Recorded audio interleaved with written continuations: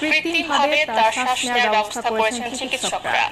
হাসপাতালে গিয়ে শিশুটির খোঁজ খবর নিয়ে সর্বোচ্চ চিকিৎসার নির্দেশ দেন স্বরাষ্ট্র উপদেষ্টা। জানান, ধর্ষণকারীদের বিরুদ্ধে কঠোর ব্যবস্থা নেবে সরকার। এদিকে ধর্ষণ মামলায় 4 আসামির ফাঁসির দাবিতে মাগুরার আদালত চত্বরে প্রতিবাদ কর্মসূচি পালন করেন ছাত্র জনতা। মাগুরার প্রতিনিধি সুজন মাহমুদকে সাথে নিয়ে রিপোর্ট করছেন মাহবুব কবির চপল।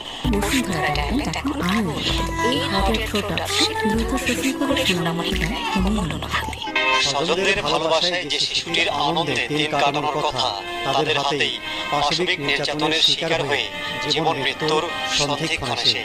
অবস্থার অবনতি হয় ঢাকা মেডিকেল থেকে তাকে নেওয়া হয়েছে সিএমএইচে। শিশুটিকে দেখতে হাসপাতালে যান স্বরাষ্ট্র উপদেষ্টা। 8 বছরের শিশু আসিয়াকে নিবিড় পর্যবেক্ষণে রেখেছেন চিকিৎসকরা। সর্বোচ্চ ব্যবস্থা নিতে হাসপাতাল কর্তৃপক্ষকে নির্দেশ দিয়েছেন।